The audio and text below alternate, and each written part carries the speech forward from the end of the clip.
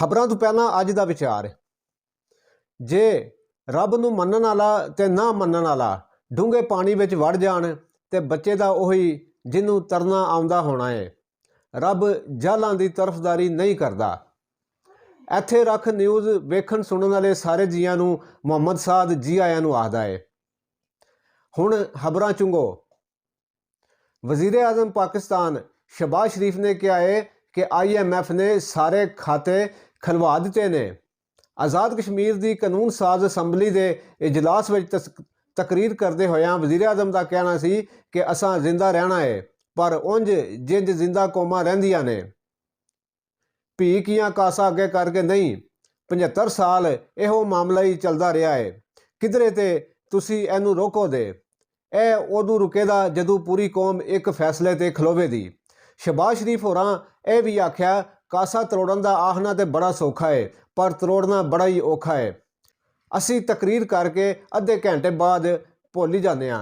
जेकर साडे बोलन ते करन विच पाड़ा मुक जाए तो बेड़ी पार लग सकती है। उन्होंने आख्या कि IMF का वफद एक एक किताब ते एक एक चीज़ वेख रहा है तो साड़ी दिती हुई एक धेले की सबसिडी भी वेख रहा है। पाकिस्तान मुस्लिम लीग नून की सीनियर नायब सदर मरियम नवाज शरीफ ने इमरान खान वालों जेल भरो तहरीक की गल की खच मार दी। मरियम नवाज का कहना सी, कल मैं सुन रही हाँ कि जेल भरो तहरीक का आख रहा है। 4 साल जदों वह वज़ीर आज़म बनया बैठिया सी ते जेब भरो तहरीक चला रहा सी। हुण कारकुनां नूं कहंदा है कि जेल भरो तहरीक शुरू करो। जे जेलां भरनियां ने तो पहला अपनियां जमानतां रद्द कराओ तो फिर आओ। मरियम नवाज शरीफ ने इमरान खान नूं यह भी मेहना मारिया कि लोकां नूं जेल भरन दा आखदा है तो आप जमान पार्क के बंकर विच छुप के बैठिया होया है।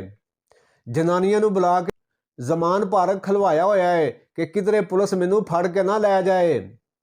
जनरल बाजवा के हवाले नाल मरियम नवाज शरीफ ने कहा कि बाजवा साहब जदों रिटायर होए तो उन्होंने लोगों को आख्या कि मैं मनदा वां कि साडे कोलों इमरान खान जिहा बलंडर होया है।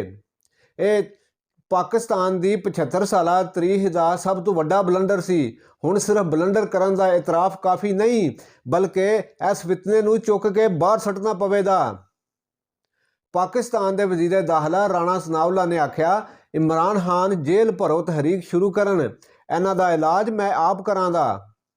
मुल्तान विच नून लीग के कन्वेंशन में तकरीर करते होया राणा सनाउल्ला ने आख्या इन्हां नूं उत्थे रखां दे जिथे उन्हां सानू रखिया सी। असी तुहाडे हर कोई सख्ती नहीं करांदे ते सारियां सहूलतां देआंदे, सिर्फ इको चीज़ नहीं देआंदे जिस दे बिना तुहाडा गुजारा नहीं।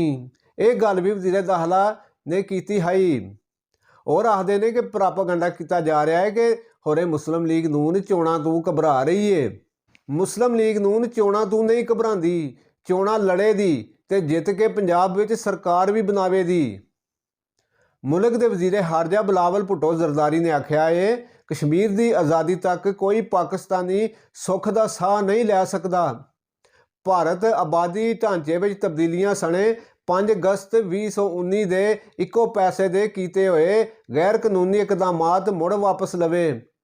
5 फरवरी योम यकजहती कश्मीर के मौके उत्ते बिलावल का कहना सी पाकिस्तानी अवाम अपने कश्मीरी भैणां भरावां नूं सलाम पेश करते हैं जिन्हां नूं पिछले 75 तो वध वरियां तो भारतीय वैश्याना जबर का सामना है। शेख रशीद की घरों आई हुई रोटी अडयाला जेल मुलाजमा वापस तोड़ दी। जेल इंतजामिया ने आख्या एतवार वाले दिन छुट्टी होंदी है। एतवार नूं ना तो कोई मुलाकात हो सकती है तो ना ही किसी भी किस्म का समान लिया जाता है। कुछ होर वड्डियां खबरां जिहड़ियां कि निक्कियां निक्कियां करके पेश कीतियां जाण दियां। फवाद चौधरी ने आख्या है कि जेल भरो तहरीक विच जेलम तू पहली गिरफ्तारी मेरी होवेगी। जनरल रिटायर परवेज मुशर्रफ की मौत उत्ते वज़ीर आज़म सने दूजे सियासी लीडरां ने भी अफसोस किया है। जनरल रिटायर परवेज मुशर्रफ की मैयत नूं पाकिस्तान में दफनाने का फैसला किया गया है। कोयटा विच पुलिस लाइन के नेड़े धमाका, 5 जने जख्मी हो गए। पाकिस्तानी फौज के प्रधान जनरल आसम सलीम 5 दिनों के दौरे उत्ते विलायत पुज गए ने। कराची ਵਿੱਚ ਨਸ਼ਾ ਤਸਕਰਾਂ ਤੇ ਮੋਟਰਸਾਈਕਲ ਚੋਰਾਂ ਖਿਲਾਫ ਕਾਰਵਾਈ 6 ਜਣੇ ਕਾਬੂ ਕਰ ਲਏ ਗਏ। ਪਿਸ਼ਾਵਰ ਪੁਲਿਸ ਲਾਈਨ ਧਮਾਕੇ ਵਿੱਚ 100 ਨਹੀਂ 84 ਬੰਦੇ ਸ਼ਹੀਦ ਹੋਏ ਸਨ। ਪਿਸ਼ਾਵਰ ਪੁਲਿਸ ਆਲਮੀ ਅਦਾਲਤ ਭਾਰਤ ਕੋਲੋਂ ਕਸ਼ਮੀਰੀਆਂ ਦੀ ਨਸਲਕੁਸ਼ੀ ਉੱਤੇ ਜਵਾਬ ਮੰਗੇ। ਮਿਸ਼ਾਲ ਯਾਸਿਨ ਮਲਕ कराची ਵਿੱਚ ਪੁਲਿਸ ਐਹਲਕਾਰਾਂ ਦੀ ਫਾਇਰਿੰਗ ਨਾਲ ਪੁਲਿਸ ਐਹਲਕਾਰ ਜਾਂ ਬਹਕ। ਸਵਾਬੀ ਵਿੱਚ ਆਪਰੇਸ਼ਨ ਇਮਾਮ ਸਣੇ TTP ਦੇ 4 ਜਣੇ ਗ੍ਰਿਫਤਾਰ। ਈਰਾਨ ਵਿੱਚ ਹਕੂਮਤ ਖਿਲਾਫ ਮੁਜ਼ਾਹਰੇ ਕਰਨ ਵਾਲੇ ਹਜ਼ਾਰਾਂ ਬੰਦਿਆਂ ਨੂੰ ਆਮ ਮਾਫੀ ਦਾ ਐਲਾਨ। ਪੰਜਾਬ ਦੇ ਚੰਨਿਓਟ ਜ਼ਿਲ੍ਹੇ 'ਚੋਂ ਬਿਨਾਂ ਮੈਟ੍ਰਿਕ ਕੀਤੇ ਪੁਲਿਸ ਦੀ 13 ਸਾਲ ਨੌਕਰੀ ਕਰਨ ਵਾਲੇ ਸਿਪਾਹੀ ਨੂੰ ਨੌਕਰੀ 'ਚੋਂ ਕੱਢ ਦਿੱਤਾ। ਇਹ ਸਨ ਕੁਝ ਅਚੇਚੀਆਂ ਖਬਰਾਂ ਜਿਨ੍ਹਾਂ ਬਾਰੇ ਤੁਹਾਨੂੰ ਪਤਾ ਹੋਣਾ ਚਾਹੀਦਾ ਸੀ। ਮਿਲਦੇ ਹਾਂ ਫਿਰ ਅਗਲੀਆਂ ਖਬਰਾਂ ਨਾਲ। ਰੱਬ ਰਾਖਾ।